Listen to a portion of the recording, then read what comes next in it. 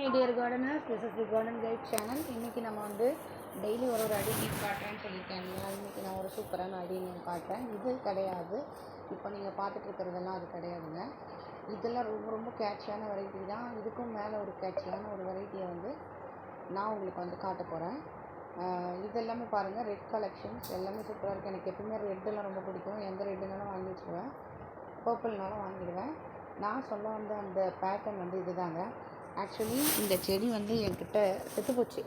இது வந்து பனி நாளில் நான் தெரியாமல் ப்ரூன் பண்ணிட்டேன், நான் ரொம்ப பிகினர்ன்றதால.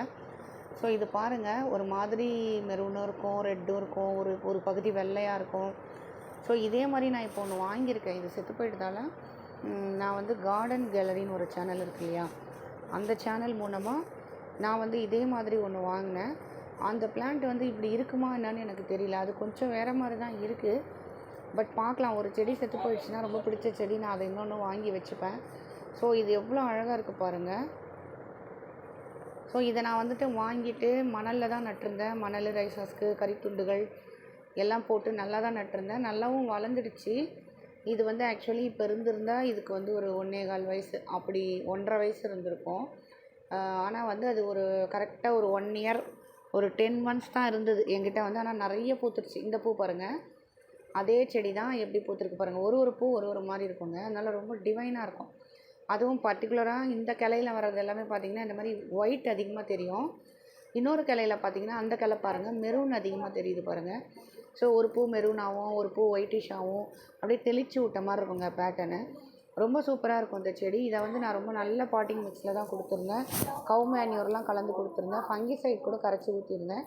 ஆனால் நான் பண்ண தவறு என்னென்னா, அந்த செடியை வந்து நான் ஒரு நவம்பர் மந்தில் ப்ரூனிங் பண்ணிட்டேன்.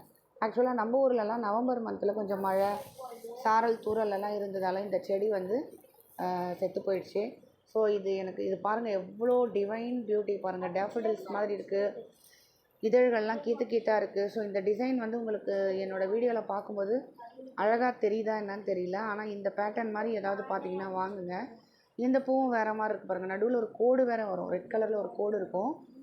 கொஞ்சம் ஒரு உள்ளே வந்து மெரூன் மாதிரி இருக்குது பாருங்கள், கருப்பாக இருக்கும் உள்ளே. So it's a divine beauty. So இதே மாதிரியான பியூட்டிஸ் எல்லாம் நான் உங்களுக்கு காமிக்கிறேன். இது திருப்பி எனக்கு இன்னொரு செடி கிடைச்சாலும் நான் வாங்கிடுவேங்க. என்னோடய மாடி தோட்டத்தினுடைய அழகை ஒவ்வொரு நாள் ஒரு பூவாக காட்டலாம், இன்ட்ரெஸ்டிங்காக பண்ணலாம் என்னோடய சேனல்னு பண்ணியிருக்கேன். கண்டிப்பாக பாருங்கள். Bye bye, see you.